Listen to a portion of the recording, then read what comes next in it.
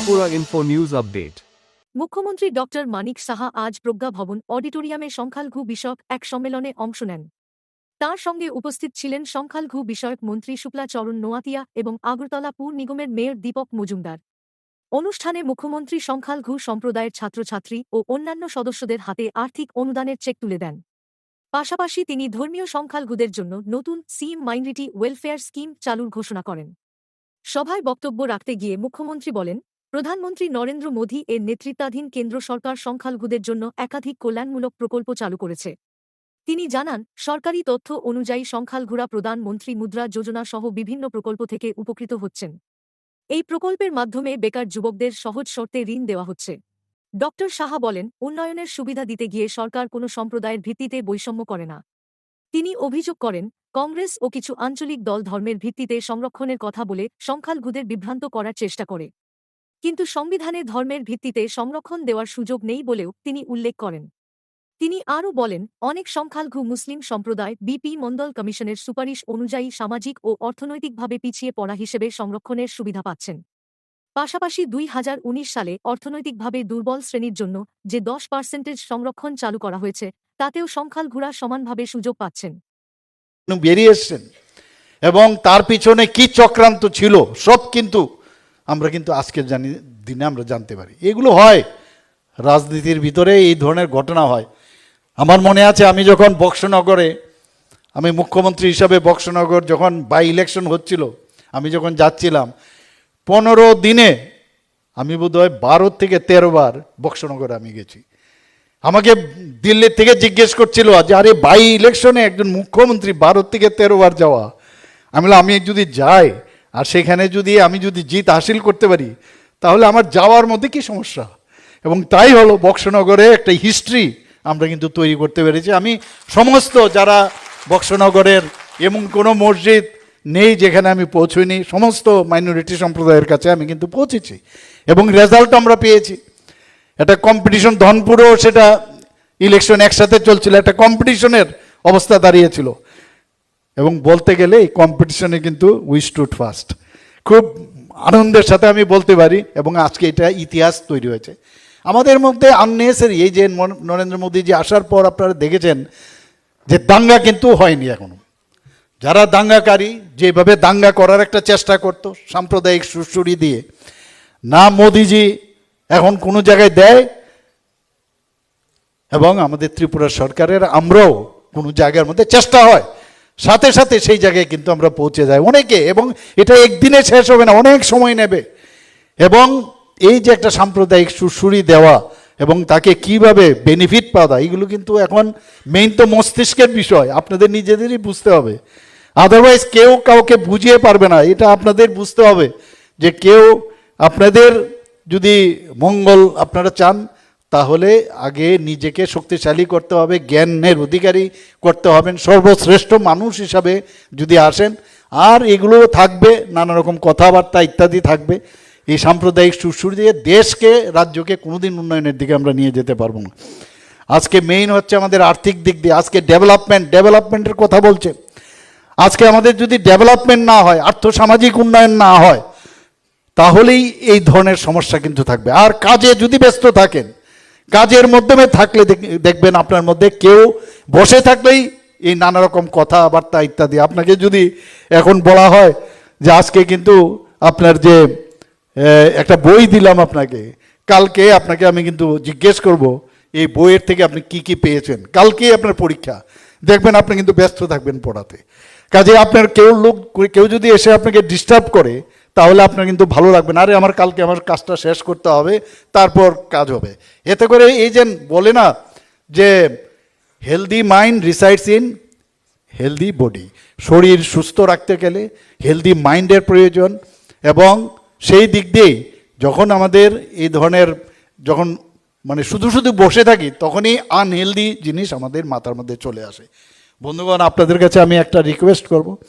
আমি অনেক আশা আকাঙ্ক্ষা নিয়ে আমি বলছি যে ত্রিপুরাকে একটা নতুন ত্রিপুরা আমরা তৈরি করব।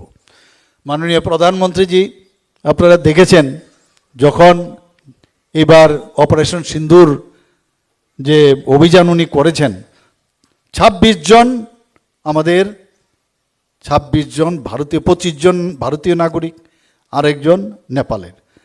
26 মিনিটে উনি বলেছেন मैं किसी को छोड़ूंगा नहीं, এবং তাই করলেন। 26 মিনিটে 9টার থেকে 10টার মতো এই টেররিস্টদের ঘাঁটি ধ্বংস করেছেন। 100 মাইল, 100 কিলোমিটার ভিতরে ঢুকে গিয়ে সেই ধ্বংস করেছেন। আজকে আমরা সুরক্ষিত। সার্জিক্যাল স্ট্রাইক বলুন, আজকে আমাদের এই যে আমাদের অন্যান্য যখনই ঘটনা ঘটেছে, মুখ্যমন্ত্রী প্রধানমন্ত্রী যা যা বলেছেন তাই করেছেন। কিন্তু তো এই যে এয়ার স্ট্রাইক থেকে আরম্ভ করে সব দিক দিয়ে আজকে কিন্তু আমরা সুরক্ষিত। আমাদের ইন্ডিজিনাস প্রোডাক্টস তৈরি করার এখন ভোকাল ফর লোকাল মাননীয় প্রধানমন্ত্রীজি বলছেন।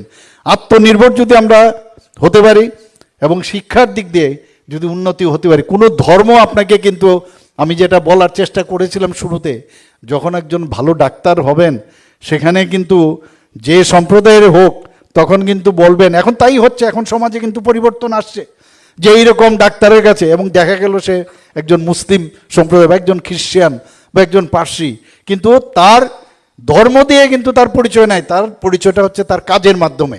আমরা ওই দিনটা, আমরা ওই দিকটা আমরা আনতে চাচ্ছি আরও বেশি মডার্ন যুগে। আমি বিভিন্ন জায়গায়, আমি ইজিপ্ট ইত্যাদিতে আমি অনেক জায়গায় গেছি, সেখানে আমরা দেখেছি যারা মাইনরিটিরা সেখানে আছেন ওরা কিন্তু অনেক বেশি অ্যাডভান্স।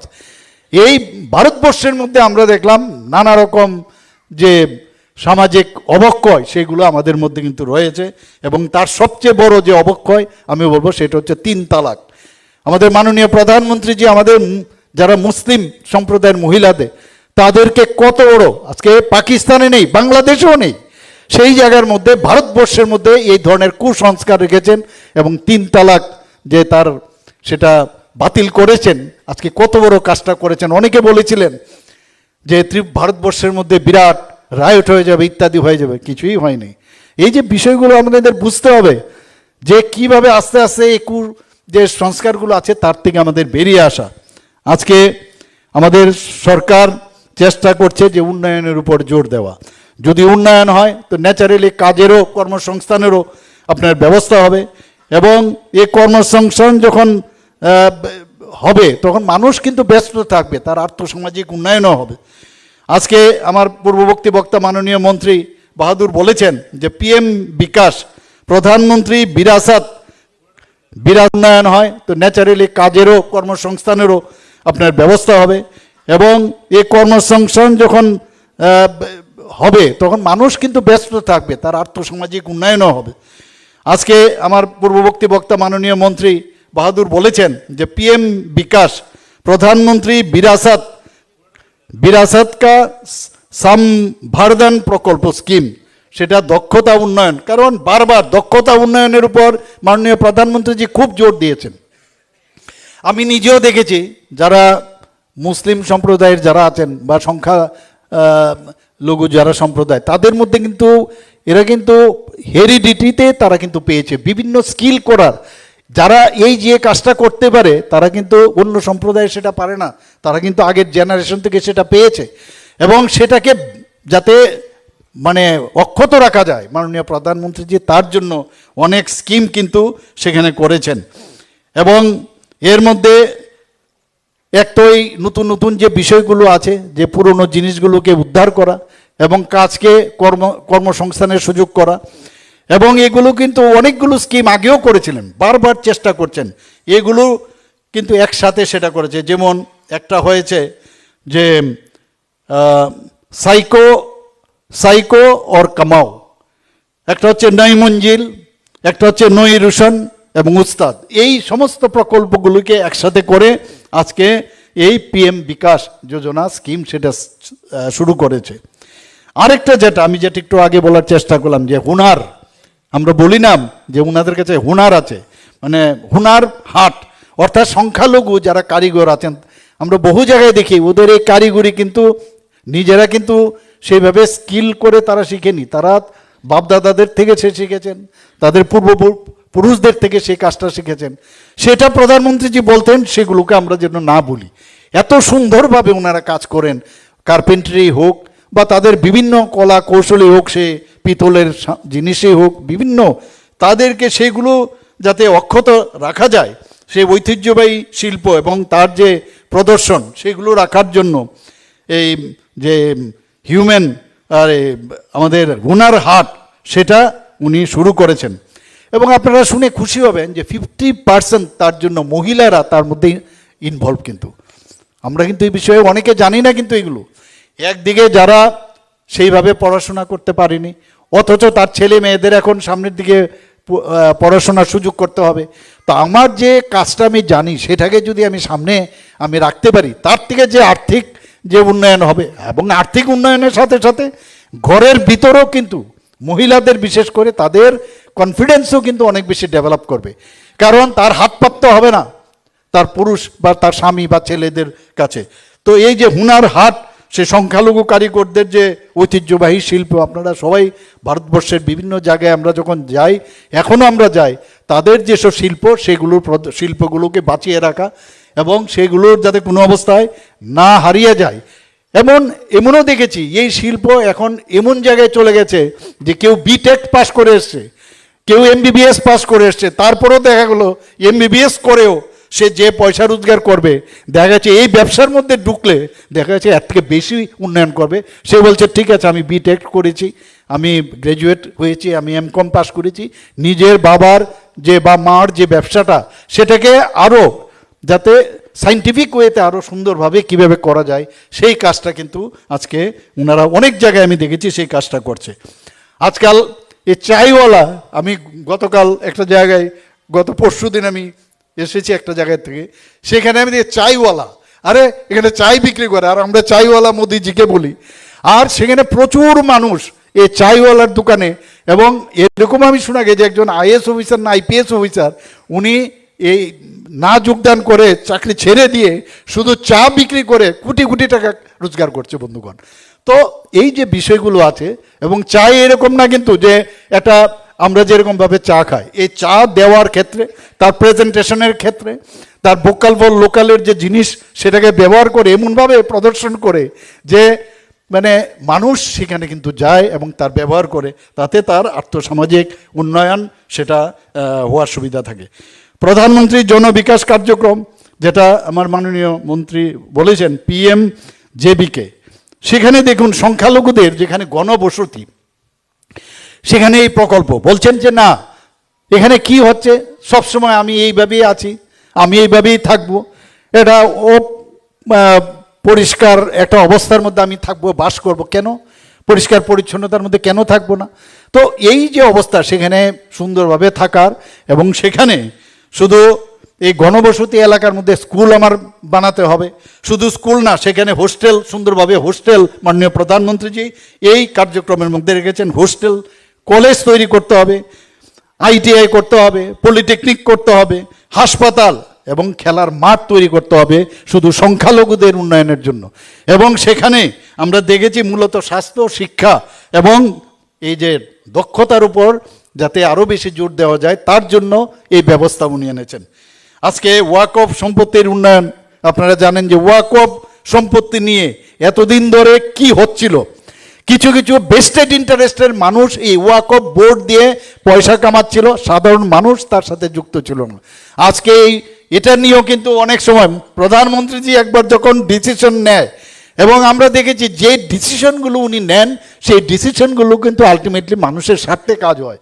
এই যে সবকা সাথ সবকা বিকাশ, বিশ্বাস আর তার প্রয়াস এমনিতেই কিন্তু হচ্ছে না। আমি এখানে যারা এখানে উপস্থিত আছেন তাদেরকে বলবো, আপনারা কাইন্ডলি এই বিষয়গুলো একটু বোঝার চেষ্টা করবেন, এবং আপনাদের নেক্সট জেনারেশনও তাদেরকে বোঝানোর চেষ্টা করুন যে আমরা এমন একটা সুন্দর ভারতবর্ষে আছি, এখানে আপনার রাইটস দেওয়া আছে, আপনার ফান্ডামেন্টাল রাইটস এখানে আইন মাফিক, আপনার ফান্ডামেন্টাল রাইটস এখানে আইন মাফিক সুরক্ষিত।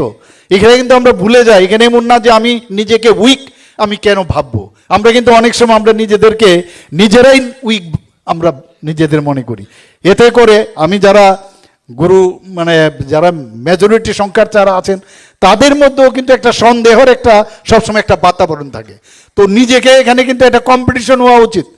একটা যে কোনো, এটা সম্প্রদায়বাদ দিন, আপনি যে কোনো একটা কাজের ক্ষেত্রেও আপনি যখন দেখবেন যে একজন LD ক্লার্ক সে যখন দেখবেন অফিসার থেকে আমি একটু নিজেকে ইনফিরিয়রিটি ভাবি, আবার ওই এলডি ক্লার্কেরই তার কাজের মাধ্যমে সে এমনভাবে বুঝাবে যে আমার এলডি ক্লার্ক যতটুকু ভালো কাজ করে একটা ভালো অফিসার ততটুকু কাজ জানে না।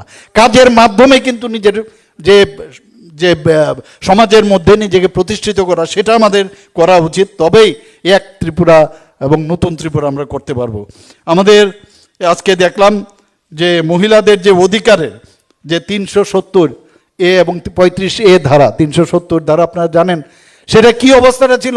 কেউ সাহস ছিল সেখানে জম্মু অ্যান্ড কাশ্মীরে সেটাকে যখন মাননীয় প্রধানমন্ত্রী যে বিলুপ করলেন, সেখানে কি হয়েছে আজকে সেই কাশ্মীরে বসবাসকারী যারা মহিলা আছেন তারা অন্য জায়গায় যদি বিয়ে করে, জম্মু অ্যান্ড কাশ্মীর বা লাদাখ এখন হয়েছে দুটো আপনার মানে আলাদাভাবে সেখানে আজকের ইউনিয়ন টেরিটরি হয়েছে, কিন্তু সেখানে কি হয়েছে এই যে জম্মু অ্যান্ড কাশ্মীর লাদাখের কোনো মেয়ে যদি বাইরে বিয়ে করে তাহলে তার বাবার সম্পত্তির থেকে সে সেই অধিকার থেকে বঞ্চিত হবে।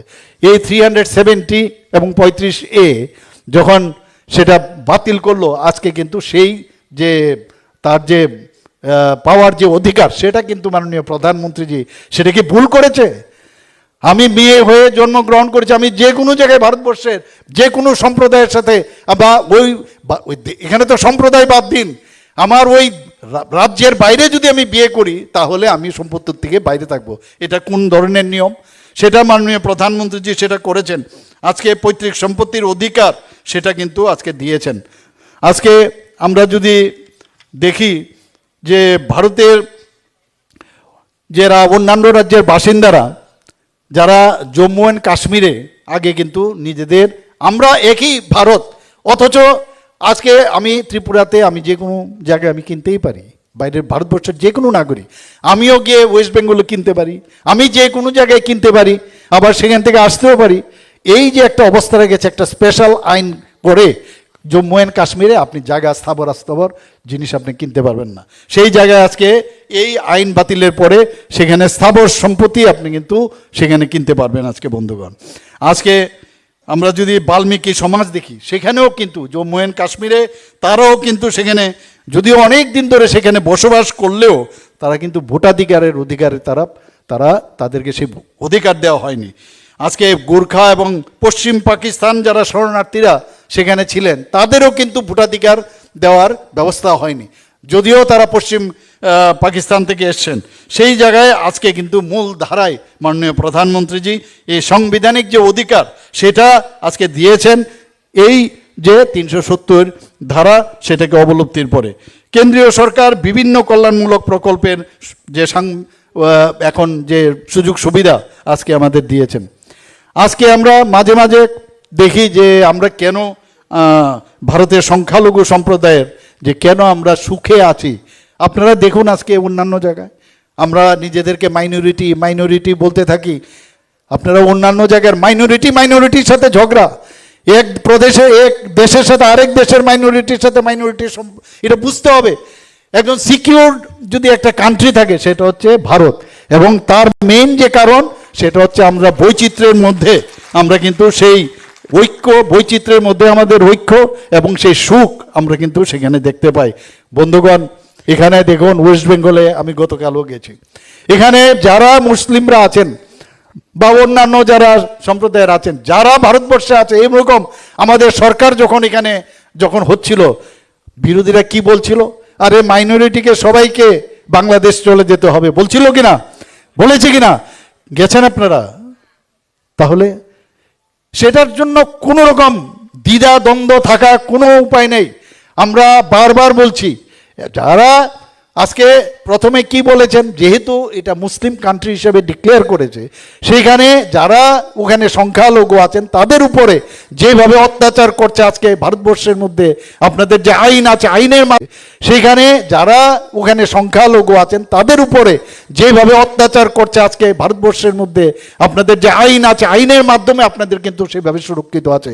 কিন্তু যারা এখন এই প্রথমে ছিল 2014 ডিসেম্বরে যারা মুসলিম বাদে অন্যান্য মাইনরিটিটা সেখানে আছেন তাদের, কারণ এইভাবে প্রতারিত সেখানে হচ্ছে, তাদেরও তো বাস করতে হবে, তাদেরও তো থাকতে হবে, ভালোভাবে থাকতে হবে, তো সেখানে তো হচ্ছে না। নানাভাবে তাদেরকে কি হচ্ছে আপনারা সবাই দেখেন। তো এই মানুষকে ভালো রাখার জন্য কি বলেছেন, 2014 ডিসেম্বরের লাস্ট ডিসেম্বর তারা ভারতবর্ষে যদি আসেন তাদেরকে মানে সাংবিধানিক অধিকার দেওয়া হবে, তাদেরকে সিটিজেনশিপ দেওয়া হবে।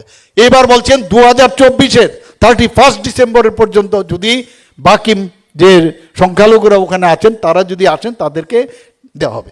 কাজেই এখানের মধ্যে কিন্তু অনুপ্রবেশকারী না, ওনারা বুঝতে হবে সেটা, তারা কিন্তু অনুপ্রবেশ না।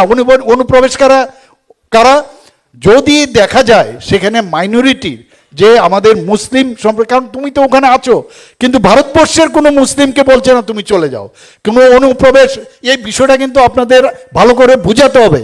ভারতবর্ষে যারা মুসলিম আছে তাদের কোনো নিরাপত্তার দিক দিয়ে তাদের সিকিউরিটির জন্য কোনো সমস্যা নেই, কিন্তু যেখানে মুসলিম কান্ট্রি অলরেডি ডিক্লেয়ার করেছে আজকে সেই জায়গার থেকে যদি আমাদের, তাহলে আমাদের সাইলেন্ট ডেমোগ্রাফি কিন্তু চেঞ্জ হয়ে যাবে, আপনাদেরও অসুবিধা হবে, আমাদের সবার অসুবিধা হবে।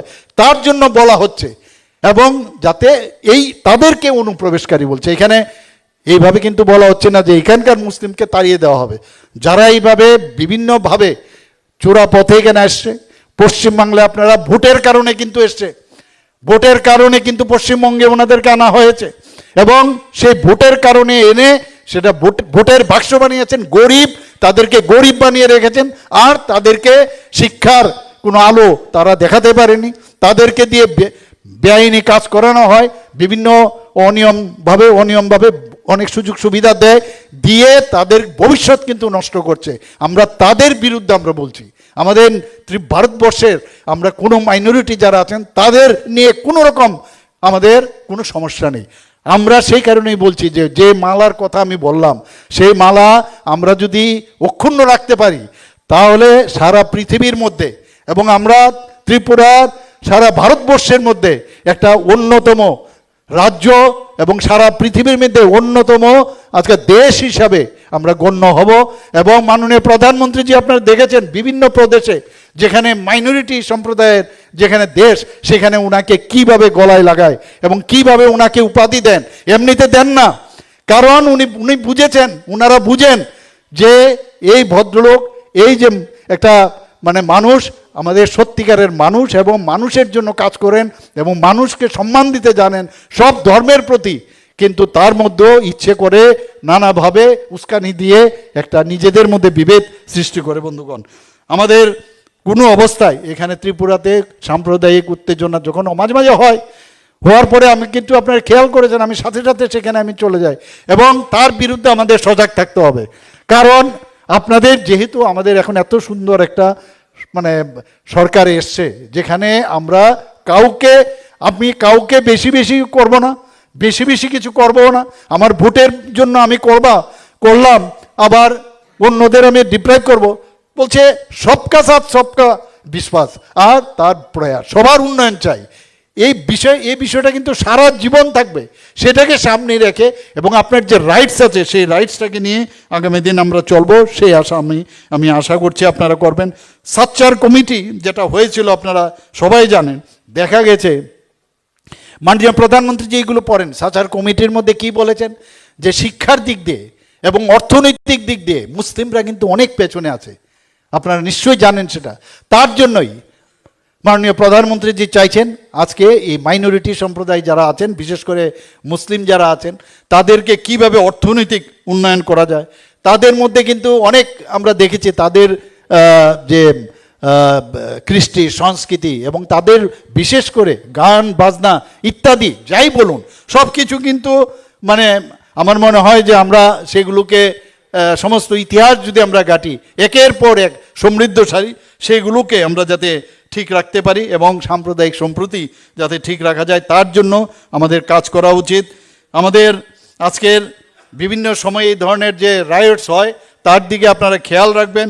আজকে আমরা স্থানীয় যে সংখ্যালঘুরা এখানে আসেন, আমার মনে হয় যে আমরা আজকে এইখানে যে আমরা উপস্থিত হয়েছি আমাদের সরকারের তরফ থেকে এই যে মোদিজির যে মন্ত্র সবকা সাথ সবকা বিকাশ বিশ্বাস আর তার প্রয়াস 15,000 না 1500 লোককে আজকে 10,000 টাকা করে এখানে দেওয়া হয়েছে। আমার সাথে আমাদের মাননীয় মন্ত্রী কথা বলেছিলেন, আমি ওনাদেরকে ধন্যবাদ দেব এবং ওনাদেরকে আমি গ্রিটিংস আমি জানাতে চাই, ওনাদেরকে অভিনন্দন দিতে চাই যে আপনারা আগামী দিন এই পয়সাটা তো একটা নিমিত্ত মাত্র, কিন্তু তার মাধ্যমে এই সরকার আপনাদের কিন্তু কিক স্টার্ট করার জন্য একটা ব্যবস্থা করেছে, আপনাদের অনুপ্রাণিত করার জন্য এই ব্যবস্থা করেছে। বন্ধুগণ, আজকে এই যে 2025 যে মুখ্যমন্ত্রী সংখ্যালঘু উন্নয়ন প্রকল্প, এটা কিন্তু প্রথমবার ত্রিপুরাতে হয়েছে। আমি শুনেছি আগেও ছিল কিনা আমার জানা নেই, কিন্তু আমরা কিন্তু সেটা করেছি। কাজেই আপনার এটা দেখতে হবে যে আমাদের যে প্রচেষ্টা আছে কিনা। আমরা যে মুখে খালি বলি যে সবকা সাথ সবকা বিকাশ, আর তার প্রয়াস বিশ্বাস, এটা কিন্তু কথাই নয়, কাজের মাধ্যমেই আমরা করতে চাই, not word, in action we want to show it. আমরা সেই কাজটা আমরা করছি। এখানে আমার কাছে যা এখানে দেওয়া আছে যে যারা রাজ্যের স্থায়ী বাসিন্দা বা যারা পিজি কার্ড হোল্ডার আছেন, এবং অবশ্যই সংখ্যালঘু পরিবারভুক্ত হতে হবে, সেটা যে 5-6টা আমাদের সংখ্যালঘু সম্প্রদায় আছেন, এবং অ্যাডক পিজি কার্ড হোল্ডার এবং অন্তর্দয় পরিবারভুক্ত হতে হবে। পরিবারের কিন্তু আবার একজন শুধুমাত্র পাবে সেটা। এখানে রাজ্যের সংখ্যালঘু সম্প্রদায়ের যাতে জনগণের তাদের যাতে উন্নয়ন হয়, এই তপশিলি জাতি এবং অন্যান্য পশ্চাৎপদ শ্রেণী এবং সংখ্যালঘু বিভাগ থেকে পৃথকভাবে সংখ্যালঘু কল্যাণ সেটাকে আলাদা করে এটা আলাদা বিভাগ কিন্তু তৈরি হয়েছে। এখানে মুসলিম সম্প্রদায়ের জনসংখ্যা প্রায়, আমার কাছে যা রিপোর্ট দেওয়া হচ্ছে 2011 যে জনগণনা, সেখানে দেখা গেছে 3,16,042 জন। খ্রিস্টান সম্প্রদায়ের জনসংখ্যা হচ্ছে 1,59,882 জন। বৌদ্ধ সম্প্রদায়ের জনসংখ্যা 1,25,385 জন। শিখ সম্প্রদায়ের জনসংখ্যা 1,070 জন। জৈন সম্প্রদায়ের জনসংখ্যা এখানে 860 জন। মোটামুটি এখানে যত সম্প্রদায় আছে, আমার ব্যক্তিগতভাবেও আমি তাদের সাথে অনেকের সাথে আমার কিন্তু পরিচয় আছে। বন্ধুগণ, মোট আমাদের জনসংখ্যার বলা যায় 16.42% আমাদের এই মাইনরিটি সম্প্রদায়ের, এবং মোট জনসংখ্যা কত? 6,03,239। আমি এই সংখ্যালঘু কল্যাণ দপ্তরের যেসব এখানে বিষয় অলরেডি রেখেছেন, আমি সংখ্যালঘু সম্প্রদায়ের যে জন্য যেভাবে ওনারা কাজ করছেন, আজকে আমি মাননীয় মন্ত্রী বাহাদুর এবং ওনার ফুল টিমকে আমি আন্তরিক শুভেচ্ছা ধন্যবাদ দিয়ে আগামী দিন আরও বেশি বেশি করে ওনাদের কাজ করতে হবে। এবং আবার বলছি, আরেকটা বিষয় আপনারা আবার এই যে আমি দেখি মাঝে মাঝে এখনো কেন ভুল করেন আপনারা, কোথায় আপনারা যান, কাদের ফাঁদে পা দিচ্ছেন আগে বুঝতে হবে। আমি দেখি মাঝে মাঝে সোশ্যাল মিডিয়াতে, আরে আমি বললাম কোথায় যাচ্ছেন ওনারা, আপনাদেরকে তো ইউজ করছে, আর আপনারা ইনসিকিউর কেন ফিল করেন? আরে আপনি অ্যাকচুয়ালি আমাদের ভালো না বাসেন, কিন্তু ফাঁদে পা দেবেন না প্লিজ। কেন ফাঁদে পা দিচ্ছেন? আমি দেখি এক এক সময় এসব ফাঁদে পা দিয়ে নিজের পায়ে নিজে কোড়াল দিচ্ছেন, কিছু কাজের কাজ কিচ্ছু হবে না। আগেও এরকম হয়েছে, হঠাৎ করে নতুন নতুন কি এসছে সেসব এসব তাদের সাথে যুগ হয়েছে, এবং নিজেদেরকে বলছে তাদের সাথে যদি আমরা যুক্ত থাকি তাহলে আমরা খুব সিকিউর। আমি বলছি আননেসেসারি আপনার এনিমিটি তৈরি করছেন, নিজেদের মধ্যে নিজেদের এনিমিটি তৈরি করছেন। এর থেকে দূর থাকবেন, এবং কেউ আপনাদের পাশে আসবে না, কেউ আসবে না, একমাত্র মোদিজি একমাত্র আসবে আপনাদের কাছে। এবং সেটা নিজেরা ঠিকভাবে থাকতে পারে না, নিজেরাই নিজেদের উন্নয়ন করতে পারে না। আরে নিজে আপনি ঠিক জায়গায় থাকলে তবে তো আপনি জলে পড়লে, আমি যদি আমার পাটা ঠিক না থাকে তাহলে আপনাকে উঠাবো কি করে? ওনাদের তো নিজেদেরই অস্তিত্ব নেই, তা আপনাদের কি করবে? কাজেই এইসব ভুল ভ্রান্তির থেকে আবার এখানে যারা যারা মুরব্বীরা আছেন, আমি ওনাদের কাছে বলবো যে ওদেরকে বুঝাবেন এই ফাঁদে যেন পা না দেয়। কারণ আমরা আবার বলছি, এই ফাঁদে পা দিতে দিতে নিজের পায়ে কিন্তু ঘা হয়ে গেছে, এগুলোর মধ্যে আর দেবেন না, আদারওয়াইজ ইম্পোর্টেশন করতে হবে। আমি আগামী দিন আপনাদের সবাইকে আবার রমজানের এবং ঈদের শুভেচ্ছা জানিয়ে আমার Subscribe to Tripura Info and press the bell icon so that you never miss any latest updates and news on Tripura.